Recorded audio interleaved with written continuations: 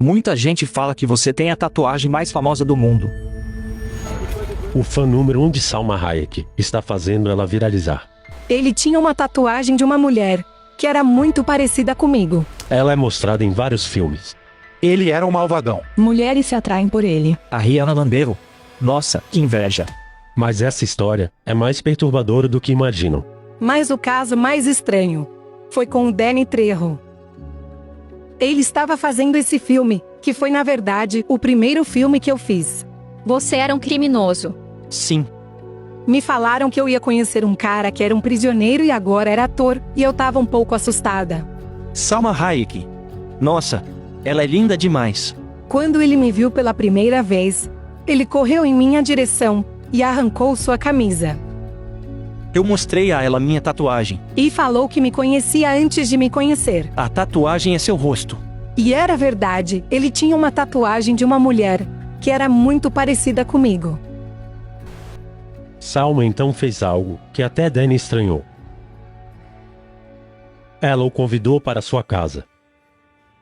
Salma logo viu que Danny não era só um ex-criminoso. Ele era o preso mais temido na prisão mais perigosa dos Estados Unidos. San Quentin. Você nunca sabe o que pode acontecer. Atenção, preciso de reforço aqui. Vi presos esfaqueados no pescoço com a garganta cortada. Essa era a única prisão nos Estados Unidos que usava câmara de gás. Algumas das pessoas mais violentas do mundo. Charles Manson pode ter sido responsável por 35 mortes. Confie em mim.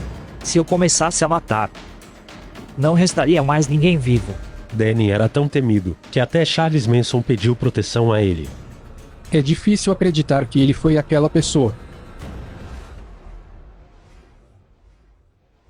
Antes do crime, Danny era um menino que gostava de brincar com meninas. Minhas tias e primas me adoravam, fazíamos tudo longe dos homens da família. Brincávamos de faz de conta e com bonecas. Um dia, meu tio Roy entrou no quarto das meninas, me viu usando um vestido e ficou furioso. Nós, os Trejos, devíamos ser másculos a todo momento, de toda forma. E de repente, tive que ir morar com meu pai. E tudo mudou rapidamente. Em 1951, a família Trejo fazia um churrasco. Todos fingiram que não viram que Danny, de 6 anos, foi trancado no carro. Minhas tias queriam ajudar, mas tinham medo de se envolver. E todos continuaram comendo, enquanto eu olhava. Danny aprendeu que ser homem é não mostrar fraqueza e ficou quieto trancado no carro com um calor escaldante. Eu comecei a adormecer ou desmaiar, mas lutei contra isso, eu deitei no banco e depois me encolhi no chão. Eu já estava perdendo a consciência.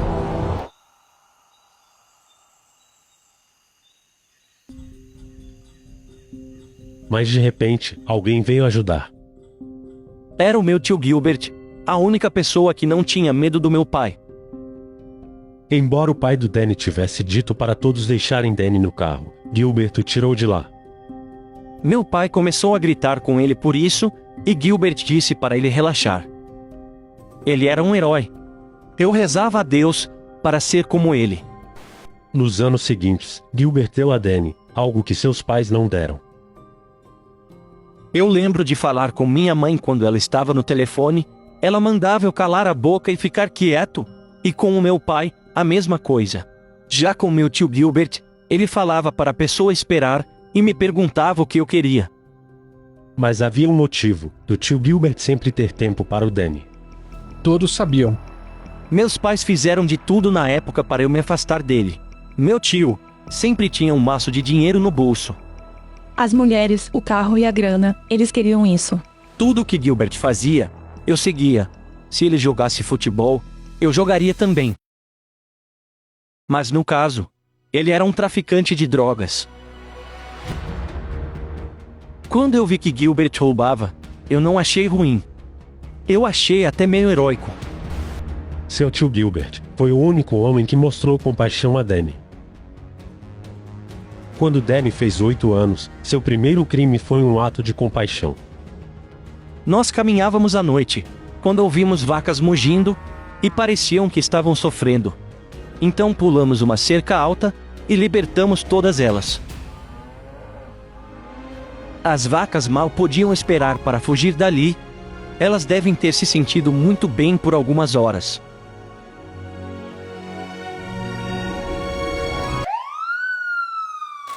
Mas como os laticínios estão sob a jurisdição da FDA, a Polícia Federal entrou em cena.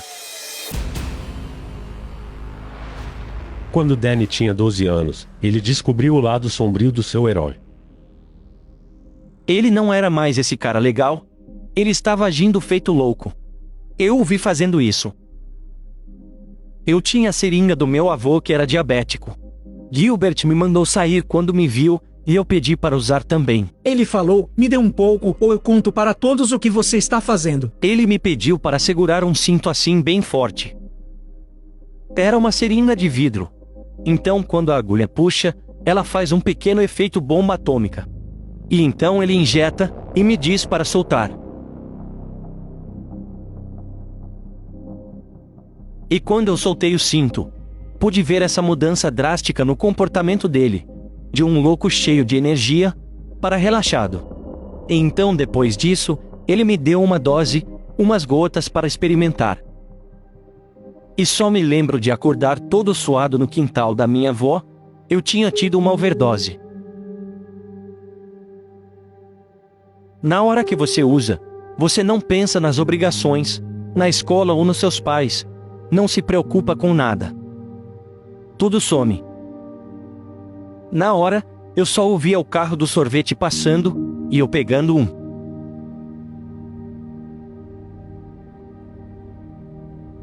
E Danny se tornou igual ao seu tio.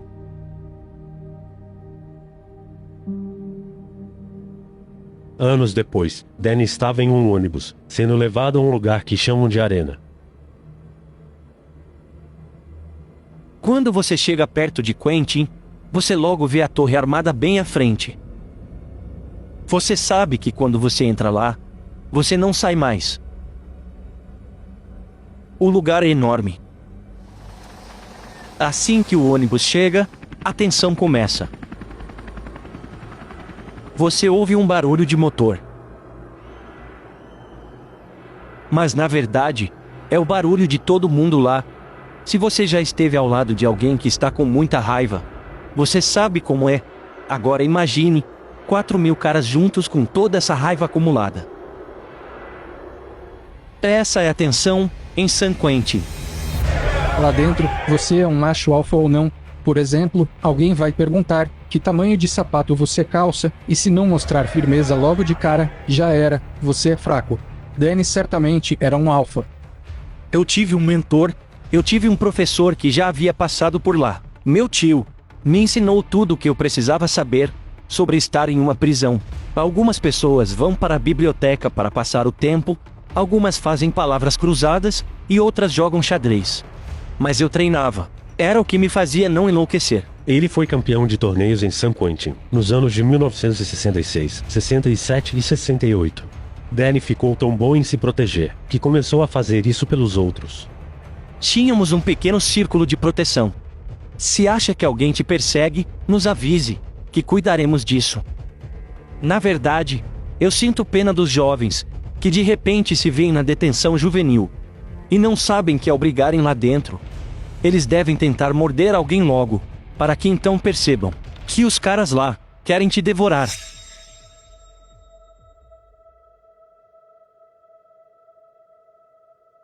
Às vezes, você percebe o que está se tornando. Eu estava jogando dominó com muita gente ao redor, e valia muito dinheiro. Eu estava ganhando, eu tinha a ponta de 5, e falei: essa é minha. De repente o cara cai sob a mesa, e começa a sangrar. Alguém tinha batido nele feio. Todo mundo começou a correr e eu gritei: esperem, esperem, calma, eu tenho a ponta de 5. Eu lembro que eu estava na minha cela, ainda com minhas peças de dominó, e pensei: quem estou me tornando? Esse cara estava morrendo, ele tinha uma mãe, um pai, e talvez filhos. E eu estava gritando sobre meus 5. Ele percebeu que algo nele mudou naquele dia. Ele já não era mais aquele Danny do passado. Ele era agora um monstro. Danny então se lembrou do garoto que ele foi um dia, um garoto que se preocupava com os outros. Eu sentei na cela e percebi que minha vida havia acabado. Se eu não mudasse o rumo da minha vida, ficaria preso para sempre. Naquela noite, Danny decidiu que viveria do seu jeito, e não como seu tio havia ensinado. Eu não pensava nisso como uma grande mudança, eu pensava apenas em cumprir uma promessa. E então, a partir daquele momento, eu comecei a me dedicar a fazer coisas em benefício de outras pessoas, sem a expectativa de receber qualquer tipo de recompensa. 3 anos depois, Danny foi solto, e dizia ser um homem completamente mudado. Ele voltou para essa casa. Ele disse que caminhou até o portão de metal, e minha avó abriu o portão, mas ela não destrancou a porta de tela quando viu. Eu disse: mãe, posso ficar por uns dias. Meus planos de liberdade condicional não deram certo. Minha mãe virou-se para o meu pai e disse: o Danny quer saber se ele pode ficar aqui por alguns dias. E meu pai disse: pode falar que sim, sem tirar os olhos da TV. Fui ao meu antigo quarto, e fiquei lá olhando e pensando, era o mesmo de quando eu tinha 13 anos. Eu era um ex-presidiário valentão, de 26 anos, que agora estava morando com sua mamãe. Meu pai nem ao menos me deu oi, ele não me queria ali. Ele odiava tatuagens, e eu queria muito provocá-lo para me vingar. Eu então me levantei, e fui até ele, que estava na frente da televisão. Eu ia tirar a camisa e mostrar minha enorme tatuagem no peito, e ia provocá-lo dizendo: tudo certo com você. Mas minha mãe aparece exatamente nesse momento, perguntando se eu queria comer um lanchinho. Danny deixou de lado sua raiva, e começou a viver a vida do seu jeito. Eu me lembro muito bem da primeira pessoa que ajudei. Eu vi uma idosa tirando o lixo. Fui até ela para ajudar, e nunca esqueço suas palavras: não me roube, Danny, e ficou me encarando. Pois ela achava que eu ia ir na garagem dela, roubar um cortador de grama, e então ajudá-la com o lixo. Ninguém confiava no cara, que já tinha roubado o bairro inteiro. Mas Danny não desistiu. Ele aprendeu como ajudar os outros. Ele começou a dar seu número de telefone, e as pessoas ligavam para ele ajudar com coisas. Danny ficou sóbrio, e começou a trabalhar. Mas um dia, ele recebeu uma visita inesperada. Gilbert apareceu no meu trabalho com um carrão. Ele havia saído da prisão há 2 semanas, e já tinha tudo planejado. E eu parecia que tinha fugido de uma prisão vietnamita. Eu estava coberto de graxa, trabalhando em um ferro velho. E ele me perguntou: que diabos está fazendo aqui? Eu disse: cala a boca, estou trabalhando.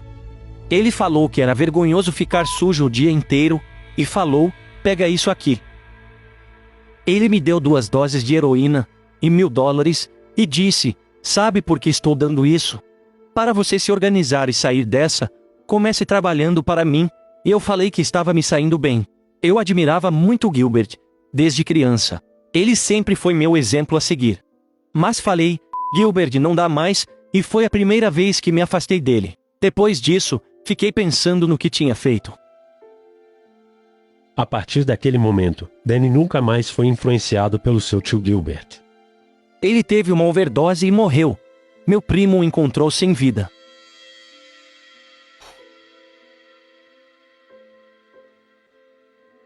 Ele era como um irmão para o Danny.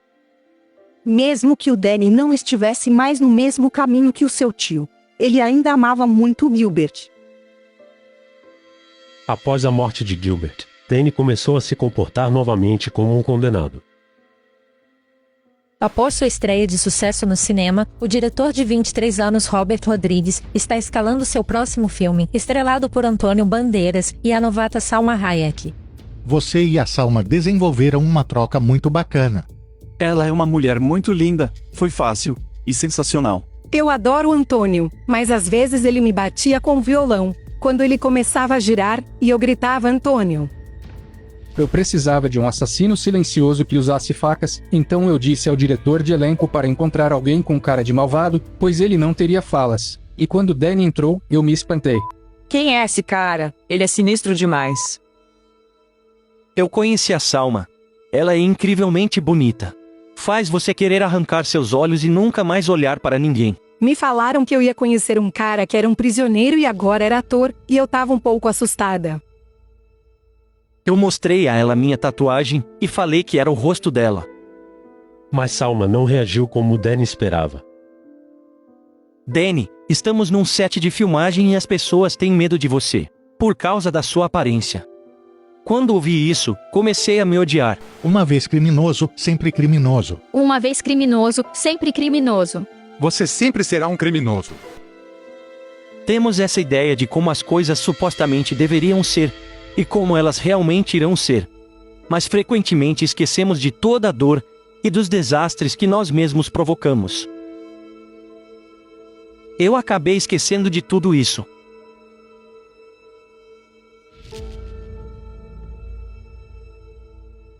Mas foi Danny quem subestimou a Salma. Na véspera do dia de ação de graças, ela me ligou, 2 meses depois das gravações. Já tínhamos terminado o filme, e ela disse, Danny, quer vir para o jantar de ação de graças? E eu logo aceitei o convite. Depois eu pensei, ela preparou um jantar de ação de graças em família, e me convidou. Ela não sabe disso, mas fui chorar no banheiro. Eu não podia acreditar. Ela foi tão gentil.